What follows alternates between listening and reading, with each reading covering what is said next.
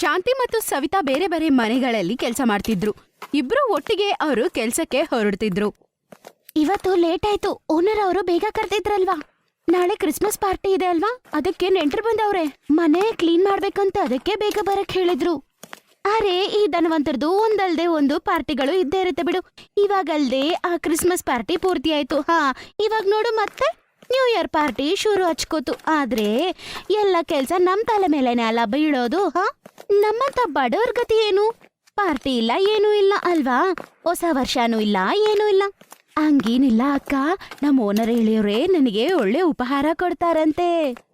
ಅದೆಲ್ಲ ಕೆಲ್ಸ ಮಾಡಿಸ್ಕೊಳಕ್ಕೆ ಹೇಳೋ ಒಂದು ಸಾಕುಗಳು ಬಿಡು. ನಾನಂತೂ ಎಷ್ಟು ವರ್ಷಗಳಿಂದ ಈ ಊರಲ್ಲಿ ಎಷ್ಟೋ ಮನೆಗಳಲ್ಲಿ ಕೆಲಸ ಮಾಡಿದ್ದೀನಿ, ಯಾರು ಕೊಟ್ಟಿಲ್ಲ ಒಳ್ಳೆ ಉಪಹಾರ. ನೀನು ಹೊಸದಾಗಿ ಬಂದಿದ್ಯಾ, ನಿನಗಂತೂ ಯಾರು ಕೊಡಲ್ಲಮ್ಮ.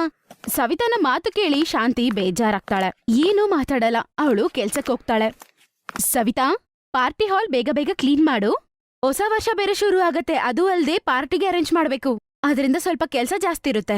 ಹೋಗೋವಾಗ ಕ್ರಿಸ್ಮಸ್ ಕೇಕ್ ಮತ್ತೆ ವಸ್ತುಗಳನ್ನ ಕೂಡ ತಗೊಂಡ್ ಹೋಗು. ಸರಿ ಅತ್ಗೆ, ತಗೊಂಡ್ ಹೋಗ್ತೀನಿ. ಸಾಯಂಕಾಲ ಆಗಿದ ತಕ್ಷಣ ಕ್ರಿಸ್ಮಸ್ ಕೇಕ್ ಮತ್ತೆ ತಿನ್ನಕ್ಕೆ ಕುಡಿಯೋಕೆ ಕೊಡ್ತಾರೆ, ತಗೊಂಡು ಹೋಗ್ತಾಳೆ. ರಸ್ತೆಯಲ್ಲಿ ಸವಿತಾ ಸಿಗ್ತಾಳೆ. ಮಿಕ್ಕಿರೋದ್ ಕೊಟ್ ಕಳ್ಸಿದ್ರಾ? ನಾನ್ ಹೇಳ್ದೆ ಅಲ್ವಾ, ಇವ್ರು ನಮ್ಗೆ ಯಾರು ಮರ್ಯಾದೆ ಕೊಡಲ್ಲ ಅಂತ. ಮಿಕ್ಕಿರೋದೇ ಕೊಡ್ತಾರೆ. ಬಂದಿರೋ ನೆಂಟ್ರುಗಳು ಇದನ್ ತಿಂದಿರಲ್ಲ, ಅದಕ್ಕೆ ನಿನಗ್ ಕೊಟ್ಟಿರ್ತಾರೆ. ಇಲ್ಲ, ನಮ್ಮ ಓನರ್ ಇದನ್ನ ನನಗೆ ಸಪ್ರೇಟಾಗಿ ಎತ್ತಿಟ್ಟಿದ್ರು. ಅಷ್ಟ್ ನಂಬಿಕೆನಾ? ನಾನ್ ಹೇಳೋದ್ಮೇಲೆ ನಿಂಗ್ ನಂಬಿಕೆ ಇರಲ್ಲ. ಸಪ್ರೇಟಾಗಿ ಎತ್ತಿಡಲ್ಲ, ಮಿಕ್ಕೋಗಿರೋದೇ ಕೊಟ್ಟಿರ್ತಾರ ಅವ್ರು. ನಮ್ಮ ಓನರ್ ಕೂಡ ಅದೇ ಮಾಡ್ತಾಳೆ ನೋಡು. ನೆನ್ನೆ ಮಿಕ್ಕೋಗಿರೋ ರಾಜ್ಮಾನೇ ಕೊಟ್ಟಿದ್ದಾಳೆ. ಆದ್ರೆ ನಾನಿದನ್ ತಿನ್ನಲ್ಲ. ನಾನಿದನ್ನ ರೋಡಲ್ಲೆಲ್ಲಾದ್ರೂ ಬಿಸಾಕ್ಬಿಡ್ತೀನಿ. ಸವಿತಾ, ಇದು ತುಂಬಾ ತಪ್ಪು. ನಿಂಗ್ ತಿನ್ನಕ್ಕಿಷ್ಟ ಇಲ್ಲ ಅಂದ್ರೆ ನೀನ್ ತಗೊಂಡ್ ಬರ್ಬೇಡ. ಬೇಡ ಅಂತ ಹೇಳ್ಬೋದಲ್ವಾ? ಹಿಂಗ್ ತಗೊಂಡ್ ಬಂದು ಯಾಕ್ ಬಿಸಾಕ್ತೀಯ? ಅವಳು ಮುಖ ಸಿಂಡ್ರಿಸ್ಕೊಂಡು ರಾಜ್ಮಾ ರೈಸ್ನ ಅಲ್ಲೇ ಬಿಸಾಕ್ಬಿಡ್ತಾಳೆ. ಶಾಂತಿ ಮತ್ತೆ ಏನೂ ಮಾತಾಡಲ್ಲ. ಅವಳು ವಸ್ತುಗಳನ್ನ ಎತ್ಕೊಂಡು ಮನೆಗ್ ಬರ್ತಾಳೆ. ಮಕ್ಕಳು ಕೇಕ್ ಮತ್ತೆ ಇನ್ನು ಸ್ನಾಕ್ಸ್ ಎಲ್ಲ ನೋಡಿ ತುಂಬಾನೇ ಸಂತೋಷ ಪಡ್ತಾರೆ. ಮಮ್ಮಿ, ಈ ಕೇಕ್ ನಿಜವಾಗ್ಲೂ ತುಂಬಾ ರುಚಿಯಾಗಿದೆ. ಈ ಸ್ಪ್ರಿಂಗ್ ರೋಲು ಚೆನ್ನಾಗಿದೆ ಅಮ್ಮ, ಚೌಮೇಂದಲ್ವಾ? ಇದನ್ನ ಪೇಟೆಲ್ ನೋಡಿದ್ ನಾನು. ಬರ್ಗರ್ ಕೂಡ ಕೊಡು. ಈಗ್ಲೇ ಕೊಡ್ತೀನಿ, ತಗೊಳ್ರಿ, ನೀವು ತಿನ್ನಿ. ನಮ್ಮ ಓನರ್ ಅವರು ತುಂಬಾ ಸ್ನಾಕ್ಸ್ ಕೊಟ್ಟಿದ್ದಾರೆ ನಮ್ಗೆ ತಿನ್ನಕ್ಕೆ. ಶಾಂತಿ, ನಿಮ್ಮ ಓನರು ಒಳ್ಳೆಯವರು. ಅದಕ್ಕಂತಾನೆ ಕ್ರಿಸ್ಮಸ್ನ ಸಾಮಾನು ಕೊಟ್ಟಿರೋದು. ನಿಜವಾಗ್ಲೂ ಅವರು ತುಂಬಾ ಒಳ್ಳೆಯವರು. ಆದ್ರೆ ಸವಿತಾ ಯಾಕೆ ಅವಳ ಕೆಲ್ಸದಲ್ಲಿ ಸಂತೋಷವಾಗಿಲ್ಲ ಅಂತ ನಂಗೆ ಅರ್ಥ ಆಗ್ತಿಲ್ಲ.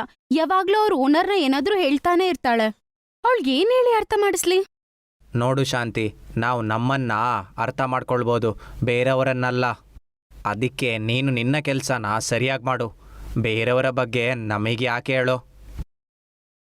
ಅವಳ ಮಾತನ್ನ ನಾನು ತಲೆಗೆ ಹಾಕೊಳ್ಳಲ್ಲ ಬಿಡಿ. ನಾಳೆ ಓನರ್ ಬೇಗ ಬರಕ್ ಹೇಳಿದ್ದಾರೆ. ನ್ಯೂ ಇಯರ್ ಪಾರ್ಟಿ ಇದೆ ಅಲ್ವಾ, ಅದಕ್ಕೆ ಸ್ವಲ್ಪ ಕ್ಲೀನಿಂಗ್ ಎಲ್ಲ ಮಾಡ್ಬೇಕಂತ ಹೇಳಿದ್ದಾರೆ ರೀ. ಮಾರನೇ ದಿನ ಅವಳು ಕೆಲ್ಸಕ್ಕೆ ಸ್ವಲ್ಪ ಬೇಗ ಹೋಗ್ತಾಳೆ. ಆದ್ರೆ ಸವಿತಾ ಅವತ್ತು ಅವಳ ಜೊತೆ ಹೋಗಲ್ಲ. ಅವಳು ಮನೆಯಲ್ಲೇ ಇರ್ತಾಳೆ. ಸಾಯಂಕಾಲ ಎಲ್ಲ ಕೆಲ್ಸ ಮಾಡಿ ಮುಗಿಸಿದ್ಮೇಲೆ ಶಾಂತಿ ಮನೆಗೆ ಹೋಗ್ತಾಳೆ. ಏನಾಯ್ತು ಸವಿತಾ, ಇವತ್ ಕೆಲ್ಸಕ್ ಹೋಗಿಲ್ವಾ? ಮಯೂಷರಿಲ್ವಾ? ನನ್ನ ಆರೋಗ್ಯನೂ ಚೆನ್ನಾಗೇ ಇದೆ. ಆದ್ರೆ ಆರೋಗ್ಯ ಸರಿಯಿಲ್ಲ ಅಂತ ಸುಮ್ನೆ ಹೇಳ್ದೆ ಬಿಡು. ನ್ಯೂ ಇಯರ್ ಪಾರ್ಟಿ ಇದೆ ಅಲ್ವಾ, 2-3 ದಿನ ನನ್ ಕೈಲಿ ತುಂಬಾ ಕೆಲ್ಸ ಮಾಡಿಸ್ತಾರೆ. ನನ್ ಕೈಲಿ ಅಷ್ಟು ಕೆಲ್ಸ ಎಲ್ಲ ಮಾಡಕ್ಕಾಗಲ್ಲಮ್ಮ. ಅದು ಅಲ್ದೆ ಏನು ಕೊಡಲ್ಲ. ಅದಕ್ಕೆ 2 ದಿನ ನಾಟಕ ಮಾಡಿ ಆಮೇಲೆ ನ್ಯೂ ಇಯರ್ ಪಾರ್ಟಿ ಆದ್ಮೇಲೆ ಹೋಗ್ತೀನಿ ಕೆಲ್ಸಕ್ಕೆ. ಆದ್ರೆ ಸವಿತಾ, ಇದು ತುಂಬಾ ಕೆಟ್ಟದಲ್ವಾ? ಯಾರೋ ಒಬ್ರು ನಿನ್ ಸಹಾಯಕ್ಕೋಸ್ಕರ ಎಕ್ಸ್ಪೆಕ್ಟ್ ಮಾಡ್ತಿದಾರಂದ್ರೆ ಸುಳ್ಳು ಹೇಳಿ ಈ ತರ ಮನೇಲಿ ಕೂತ್ಕೊಳ್ಳೋದು ಸರಿ ಅಲ್ಲ ಕಣೆ, ತಪ್ಪಲ್ವಾ? ಮತ್ತೆ ನೀನ್ ಹೇಳ್ದೆ ಅಲ್ಲ, ರಜೆ ತಗೊಂಡ್ರೆ ಕೂಡ ಅವ್ರು ದುಡ್ಡು ಕಟ್ ಮಾಡಲ್ಲ ಅಂತ. ನೀನ್ ಅಟ್ಲೀಸ್ಟ್ ಅದ್ರ ಬಗ್ಗೆ ಯೋಚನೆ ಮಾಡ್ಬೇಕಲ್ವಾ? ನೋಡು ಶಾಂತಿ, ಸುಮ್ನೆ ನನ್ ತಲೆ ಕೆಡ್ಸ್ಬೇಡ ಕಣೆ. ನನಗೇನ್ ಅನ್ಸತ್ತೋ ನಾನು ಅದೇ ಮಾಡೋದು. ನಾನೀ ನ್ಯೂ ಇಯರ್ ಆದ್ಮೇಲೆ ಕೆಲ್ಸಕ್ಕೆ ಹೋಗ್ತೀನಿ ಕಣೆ. ಸರಿ ಕಣೆ, ನಿನ್ಗೆ ಹೆಂಗ್ ಅನ್ಸತ್ತೋ ಹಂಗೆ ಮಾಡು. ಸವಿತಾ ಕೆಲ್ಸಕ್ಕೆ ಹೋಗೋದಿಲ್ಲ. ಮಯೂಷಾರಿಲ್ಲ, ಅದು ಇದು ಅಂತ ಏನೋ ಹೇಳಿ ಲೀವ್ ತಗೊಂಡ್ಬಿಡ್ತಾಳೆ. ಹೊಸ ವರ್ಷಕ್ಕೆ 1 ದಿನ ಮುಂಚೆ 31 ಡಿಸೆಂಬರ್ಗೆ ಶಾಂತಿ ಕೆಲ್ಸಕ್ಕೆ ಹೋದಾಗ ಅವ್ರ ಗಂಡ ರಮೇಶ್ ಮಗನಾದ ಸೂರಜ್ನ ಕೆಲ್ಸಕ್ಕೆ ಕರ್ಕೊಂಡ್ ಹೋಗಿರ್ತಾರೆ. ಅದರಿಂದ ಪೂಜಾ ಮನೇಲಿ ಒಬ್ಳೇ ಇರ್ತಾಳೆ. ಅದಕ್ಕೆ ಶಾಂತಿ ಪೂಜಾನ ಕೆಲ್ಸಕ್ಕೆ ಕರ್ಕೊಂಬರ್ತಾಳೆ. ಹೋಗು, ನೀನ್ ಅಲ್ಲೋಗಿ ಕುರ್ತ್ಕೋ, ನಾನು ಅಷ್ಟೊತ್ತಿಗೆ ಕೆಲ್ಸ ಮುಗಿಸ್ಕೊಂಬರ್ತೀನಿ. ಅರೆ, ಇವತ್ತು ಪೂಜಾ ಪಾಪುನ ಕೂಡ ಕರ್ಕೊಂಬಂದ್ಯಾ? ಅದು ಇವತ್ತು ಅವ್ರಿಗೆ ಸ್ಕೂಲ್ ರಜೆ ಇತ್ತು. ಸೂರಜ್ ಅವ್ರ ಅಪ್ಪ ಜೊತೆ ಹೋದ, ಮತ್ತೆ ಇವಳು ನನ್ ಜೊತೆ. ಹೊಸ ವರ್ಷಕ್ಕೆ ಸ್ಕೂಲ್ ಲೀವ್ ಕೊಟ್ಟಿದ್ದಾರೆ. ಒಳ್ಳೆ ವಿಷಯ ಗೊತ್ತಾ? ನೀವ್ ಅವ್ರಿಬ್ಬರಿಗೂ ಎಜುಕೇಶನ್ ಕೊಡಿಸ್ತಿರೋದು. ಪೂಜಾ, ಬಿಸ್ಕೆಟ್ ತಗೋ ಮಗಳೇ. ಶಾಂತಿ, ನೀನೇನ್ ಟೀ ತಗೋ. ನನ್ಗಿದನ್ ಕುಡಿಯೋಕು ಮನ್ಸೇ ಇಲ್ಲ. ಬೆಳಗಿನ 3 ಸಲ ಕುಡ್ದೆ. ಮಮ್ಮಿ, ಸಾಯಂಕಾಲ ಪಾರ್ಟಿಯಲ್ಲಿ ಪಿಜ್ಜಾ ಇರುತ್ತಾ? ನಾನು ಅಪ್ಪನ್ಗೆ ಹೇಳ್ದೆ ಪಿಜ್ಜಾ ಕೂಡ ಬೇಕು ಅಂತ. ಆಹಾ ನೀನ್ ಹೇಳಿದ್ದಲ್ಲ ನಿಮ್ಮಪ್ಪ ನನ್ಗೆ ಹೇಳಿದಾರೆ, ಟೆನ್ಷನ್ ತಗೋಬೇಡ. ಸರಿ ಆಯ್ತು, ಈ ಅನ್ಮೋಲ್ ಎಲ್ಲಿ? ಅವಳು ಏನಾದ್ರೂ ತಿಂತಾಳಲ್ವಾ? ಬೆಳಗಿಂದ ಏನೂ ತಿಂದಿಲ್ಲ. ಅವಳು ಡೆಕೋರೇಷನ್ಸ್ ನೋಡ್ಕೊತಾ ಇದ್ದಾಳೆ, ನಾನು ಕರ್ಕೊಂಡ್ ಬರ್ತೀನಿ. ಅಮ್ಮ ಇದ್ಯಾರು? ಮಗಳೇ, ಇವಳು ಶಾಂತಿ ಆಂಟಿ ಮಗಳು ಪೂಜಾ. ಬಾ ಪೂಜಾ, ನಾನ್ ನಿನ್ಗೆ ಮೇಲೆ ಡೆಕೋರೇಷನ್ಸ್ ಎಲ್ಲ ತೋರಿಸ್ತೀನಿ. ಆಹಾ ಹೋಗು ಮಗಳೇ, ಭಯ ಪಡ್ಬೇಡ. ಹೋಗು ಹೋಗು ಮಗಳೇ. ಅವಳು ಸ್ವಲ್ಪ ಭಯ ಪಡ್ತಾಳೆ, ಆದ್ರೆ ರಿಯಾ ಕರ್ದಿದ ತಕ್ಷಣ ಅವಳ ಜೊತೆ ಸಂತೋಷವಾಗಿ ಹೋಗ್ತಾಳೆ. ಸ್ವಲ್ಪ ತಾದ್ಮೇಲೆ ಶಾಂತಿ ಅವರ ಓನರ್ ಮಧು ಶಾಂತಿ ಜೊತೆಗೆ ಮೇಲೆ ಬರ್ತಾರೆ ಮತ್ತೆ ಅವರು ಕೆಲ್ಸ ಮಾಡಕ್ ಶುರು ಮಾಡ್ತಾರೆ.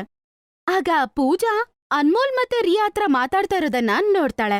ಪೂಜಾ, ನೀವು ನ್ಯೂ ಇಯರ್ ಪಾರ್ಟಿ ಹೆಂಗ್ ಸೆಲೆಬ್ರೇಟ್ ಮಾಡ್ತೀರಾ? ನಾವು ನ್ಯೂ ಇಯರ್ ಪಾರ್ಟಿ ಎಲ್ಲ ಸೆಲೆಬ್ರೇಟ್ ಮಾಡಲ್ಲ, ನಾವ್ ಯಾವಾಗ್ಲೂ ಮಾಡೇ ಇಲ್ಲ. ಏನು, ನೀವ್ ಯಾವಾಗ್ಲೂ ಹೊಸ ವರ್ಷದ ಸೆಲೆಬ್ರೇಷನ್ಸ್ ಮಾಡಲ್ವಾ? ನಾವು ಒಂದೊಂದ್ ವರ್ಷನೂ ಮಾಡ್ತೀವಿ. ಕ್ರಿಸ್ಮಸ್ ಮತ್ತೆ ನ್ಯೂ ಇಯರ್ ಪಾರ್ಟಿ ತುಂಬಾ ಜಾಲಿಯಾಗಿರುತ್ತೆ. ಶಾಂತಿ ನ್ಯೂ ಇಯರ್ ಪಾರ್ಟಿಗೆ ಬೇಕಾಗಿರುವ ಎಲ್ಲ ಅರೇಂಜ್ಮೆಂಟ್ಸ್ ಮಾಡಿರ್ತಾಳೆ. ಶಾಂತಿ, ನೀನು ಒಂದ್ ಕೆಲ್ಸ ಮಾಡು, ಸಾಯಂಕಾಲ ರಮೇಶ್ ಮತ್ತೆ ಮಕ್ಕಳನ್ನ ಕರ್ಕೊಂಡು ಇಲ್ಲಿ ಬಂದ್ಬಿಡು. ಇಲ್ಲಿ ನೆಂಟ್ರು ಬರ್ತಾರೆ, ಅವ್ರನ್ನ ನೀನು ನೋಡ್ಕೊಂಡಂಗಿರುತ್ತೆ, ಮತ್ತೆ ಮಕ್ಕಳು ಕೂಡ ಪಾರ್ಟಿ ಎಂಜಾಯ್ ಮಾಡ್ತಾರೆ. ಹೊಸ ವರ್ಷದ ಪಾರ್ಟಿನಾ ಆಂಟಿ? ಹಾ ಮಗಳೇ, ಹೊಸ ವರ್ಷದ ಪಾರ್ಟಿ. ಬರ್ತೀಯಲ್ವಾ? ಆಂಟಿ, ನಾ ಖಂಡಿತ ಬರ್ತೀನಿ. ಪೂಜಾ ತುಂಬಾ ಸಂತೋಷ ಪಡ್ತಾಳೆ. ಅವಳ ಮುಖದ ಮೇಲೆ ಸಂತೋಷ ನೋಡಿ ಶಾಂತಿ ಕೂಡ ಸಂತೋಷ ಪಡ್ತಾಳೆ. ಮನೆಗೋಗಿ ಪೂಜಾ ಎಲ್ಲಾರ್ಗೂ ಸಾಯಂಕಾಲ ಪಾರ್ಟಿಗೆ ಹೋಗ್ಬೇಕು ಅಂತ ಅವಳು ಹೇಳ್ತಾಳೆ. ಈ ವಿಷಯ ಸವಿತಾಗೆ ಕೂಡ ಗೊತ್ತಾಗತ್ತೆ. ಅವಳಿಗೆ ಶಾಕ್ ಆಗತ್ತೆ. ಸಾಯಂಕಾಲ ಅವ್ರು ಎಲ್ಲರೂ ರೆಡಿ ಆಗಿ ಪಾರ್ಟಿಗೆ ಹೋಗೋ ಸಮಯದಲ್ಲಿ ಸವಿತಾ ಅಲ್ಲಿಗೆ ಬರ್ತಾಳೆ. ನನ್ ಕೈಯಲ್ಲಿ ನಂಬಕ್ಕೆ ಆಗ್ತಿಲ್ಲ, ನಿಮ್ಮ ಓನರ್ ನಿಮ್ಮನ್ನ ಪಾರ್ಟಿಗೆ ಕರೆದವ್ರೆ ಅಂತ. ಹಾ ಹೌದು, ಕರೆದಿದ್ದಾರೆ ಸವಿತಾ. ಅವರು ತುಂಬಾ ಒಳ್ಳೆಯವರು, ನನ್ನ ಮತ್ತೆ ನನ್ನ ಕುಟುಂಬದವ್ರನ್ನ ಪಾರ್ಟಿಗೆ ಇವತ್ತು ಕರೆದಿದ್ದಾರೆ. ಸರಿ, ನಾವ್ ಹೋಗ್ಬರ್ತೀವಿ, ಲೇಟ್ ಆಗ್ತಿದೆ. ಸವಿತಾ ಬಾಯಿ ಮುಚ್ಕೋತಾಳೆ, ಅವಳಿಗೆ ಮಾತಾಡಕ್ಕೆ ಏನೂ ಇರಲ್ಲ. ಶಾಂತಿ ಅವರ ಓನರ್ ಮಧು ಮನೆಗೆ ಹೋಗ್ತಾಳೆ. ಶಾಂತಿಯ ಮಕ್ಕಳು ಸೂರಜ್, ಪೂಜಾ, ಅನ್ಮೋಲ್ ಮತ್ತೆ ರಿಯಾ ಜೊತೆ ಎಂಜಾಯ್ ಮಾಡ್ತಿರ್ತಾರೆ ಮತ್ತೆ ಅವರು ಪಾರ್ಟಿನ ಎಂಜಾಯ್ ಮಾಡ್ತಾರೆ. ಅವರು ಅಲ್ಲಿ ಆಟಾಡ್ತಿರೋ ಮಕ್ಕಳನ್ನ ಏನೋ ಬೈಯೋದಿಲ್ಲ, ಅವ್ರಿಗಿಷ್ಟ ಬಂದಂಗ ಅವ್ರು ಆಡ್ಕೊಳ್ಳಿ ಅಂತ ಬಿಟ್ಬಿಡ್ತಾರೆ. ಅವರು ಪಾರ್ಟಿ ಮುಗಿಸ್ಕೊಂಡು ಮನೆಗೆ ಹೋಗೋ ಸಮಯದಲ್ಲಿ ಅವ್ರಿಗೆ ಬೆಡ್ಶೀಟ್ ಮತ್ತೆ ಅವ್ರ ಮಕ್ಕಳು ಅವ್ರ ಗಂಡ ಹಾಕೊಳ್ಳೋದಕ್ಕೆ ಬಟ್ಟೆಗಳು ಕೊಡ್ತಾರೆ. ಅವರ ಓನರ್ ಆದ ಮಧು ತುಂಬಾನೇ ಒಳ್ಳೆಯವರು. ಶಾಂತಿ ಮಕ್ಕಳು ಯಾವಾಗ್ಲೂ ಇಲ್ಲಿನವರೆಗೂ ನ್ಯೂ ಇಯರ್ ಪಾರ್ಟಿಯನ್ನು ನೋಡೇ ಇರಲ್ಲ. ಇವತ್ತಿನ ದಿನ ಆ ಆಸೆ ಕೂಡ ಅವ್ರಿಗೆ ಪೂರೈಕೆ ಆಗುತ್ತೆ. ಈ ಸಲ ಅದನ್ನು ಕೂಡ ಎಂಜಾಯ್ ಮಾಡ್ತಾರೆ.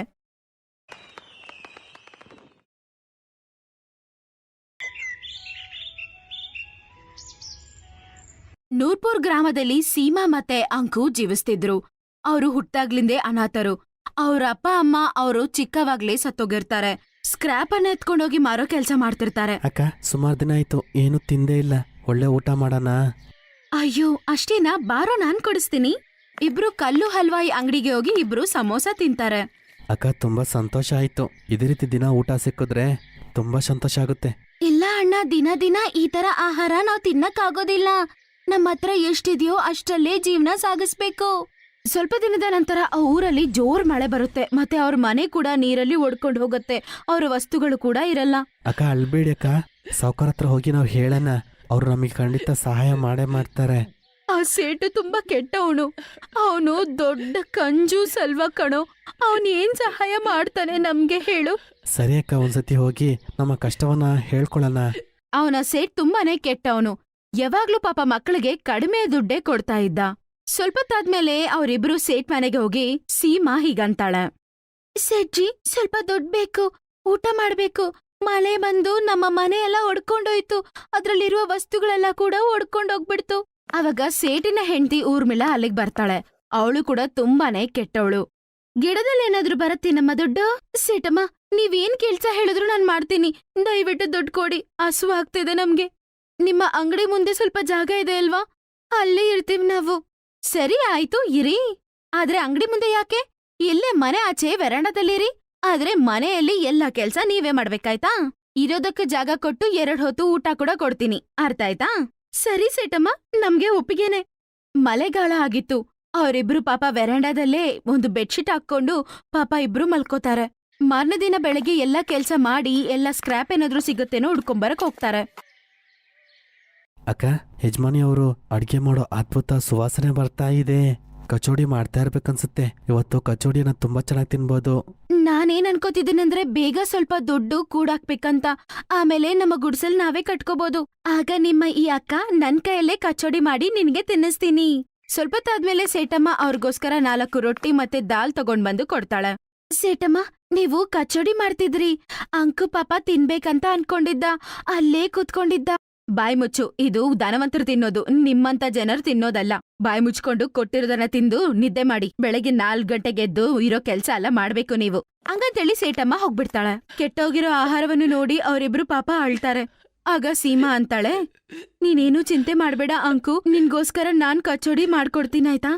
ದಿನ ಪೂರ್ತಿ ಕೆಲ್ಸ ಮಾಡಿ ಹಸುವಾಗಿರುತ್ತೆ, ಆಗ್ಲೂ ಆ ಊಟನ ತಿಂದು ಮಲ್ಕೊಂಡ್ಬಿಡ್ತಾರೆ. ಮಾರನೇ ದಿನ ಬೆಳಗ್ಗೆ ಅವ್ರು ಕೆಲ್ಸ ಮುಗಿಸ್ಕೊಂಡು ಅವರು ಸ್ಕ್ರಾಪ್ ಎತ್ಕೊಂಬರಕ್ಕೆ ಹೋದಾಗ ಮೆರೆಯುತ್ತಿರುವ ಒಂದು ವಸ್ತು ಅವ್ರಿಗೆ ಕಾಣಿಸುತ್ತೆ. ಅಕ್ಕ ಇಲ್ಲಿ ಬನ್ನಿ, ಇದು ಏನಂತ ನೋಡು. ಸೀಮಾ ಅದನ್ನ ಆಚೆ ತೆಗಿತಾಳೆ. ನೋಡಿದ್ರೆ ಅದು ಸುಂದರವಾದ ಒಂದು ಕಡಾಯಿ. ಈ ಕಡಾಯಿ ನಮ್ಗೇನು ಕೆಲ್ಸಕ್ ಬರಲ್ಲ ಕಣೋ, ಆದ್ರೆ ಇದನ್ ಮಾರಿದ್ರೆ ತುಂಬಾ ದುಡ್ಡು ಸಿಗತ್ತೆ ನಮ್ಗೆ. ಆದ್ರೆ ಇದನ್ನ ನಾವು ಮಾರೋದ್ ಬೇಡ. ನಮ್ಮ ಗುಡ್ಸಲ್ ನಾವ್ ಹಾಕೊಂಡ್ಮೇಲೆ ಇದ್ರಲ್ಲಿ ನನ್ನ ತಮ್ಮನಿಗೆ ನಾನು ಕಚೋಡಿ ಮಾಡ್ಕೊಡ್ತೀನಿ. ಅವರಿಬ್ರು ಆ ಕಡಾಯಿನ ಎತ್ಕೊಂಡ್ ಹೋಗ್ಬಿಡ್ತಾರೆ. ಸೀಮಾ ಕೈಯಲ್ಲಿ ಕಡಾಯಿ ಇಟ್ಕೊಂಡು ಹೀಗಂತ ಅಂತಾಳೆ, ಒಂದಿನ ನನ್ನ ತಮ್ಮನಿಗೆ ಇದ್ರಲ್ಲೇ ಕಚೋಡಿ ಮಾಡ್ಕೊಡ್ತೀನಿ. ಅಕ್ಕ, ನನ್ನ ಮನಸ್ಸು ಕಚೋರಿ ತಿನ್ಬೇಕಂತ ತುಂಬಾ ಆಸೆ ಆಗ್ತಿದೆ. ಜಾದು ಆದ್ರೆ ಚೆನ್ನಾಗಿರುತ್ತೆ. ಈ ಕಡಾಯಿ ಕಚೋರಿಯಿಂದ ತುಂಬಬೇಕು. ನಂಗಂತಿದ ತಕ್ಷಣ ಆ ಕಡಾಯಲ್ಲಿ ಕಚೋಡಿ ತುಂಬಿ ಬರುತ್ತೆ. ಅವರಿಬ್ರು ಅದನ್ನ ನೋಡಿ ತುಂಬಾ ಶಾಕ್ ಆಗ್ಬಿಡ್ತಾರೆ.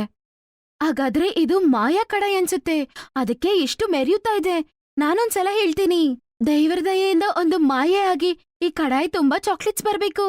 ತಕ್ಷಣ ಆ ಕಡಾಯಲ್ಲಿ ಸ್ವೀಟ್ಸ್ ಬಂದ್ಬಿಡುತ್ತೆ. ಅಕ್ಕ, ಇದ್ರಲ್ಲಿ ನಿಜವಾಗ್ಲೂ ಮಿಠಾಯಿ ಬಂದ್ಬಿಡ್ತು. ನಂಗೆ ವೇಟ್ ಮಾಡಕ್ಕೆ ಆಗ್ತಾ ಇಲ್ಲ.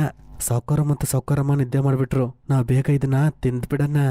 ಸೇಟಮ್ಮ ಕೊಟ್ಟಿರುವ ಆಹಾರವನ್ನು ಅವರು ಹಸುಗೆ ಹಾಕಿ ಅವ್ರು ಬೇಕಾಗಿರೋ ಆಹಾರ ಅವ್ರು ತಿಂತಾರೆ.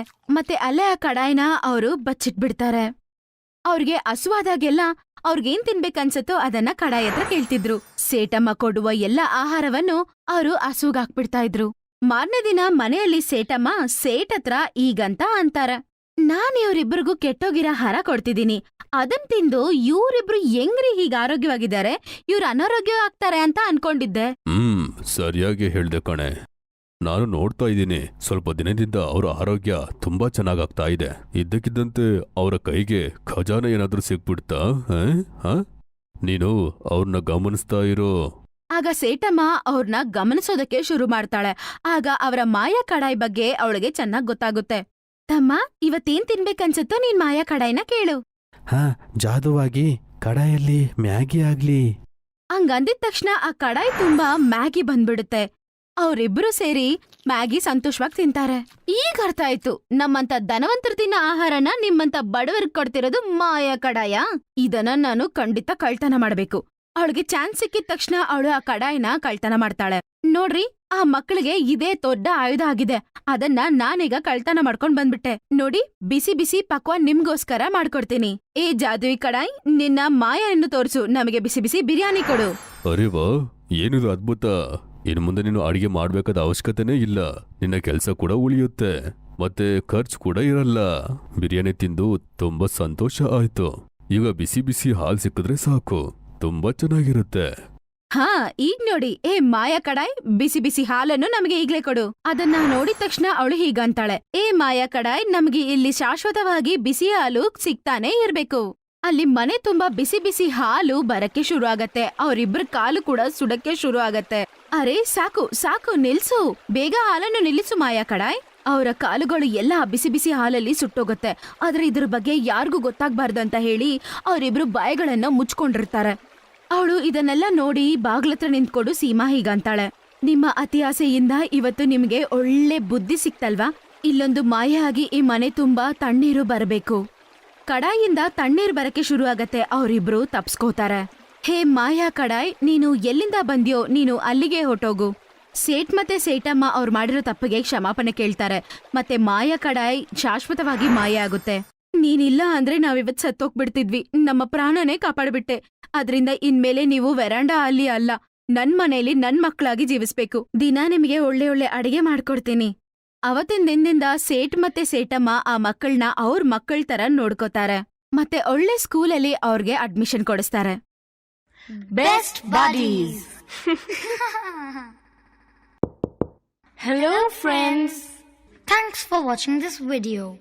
अगर आपको ये वीडियो पसंद आया है तो प्लीज लाइक, सब्सक्राइब, कमेंट्स करें इस वीडियो पर और हाँ, शेयर करना भी ना भूलें।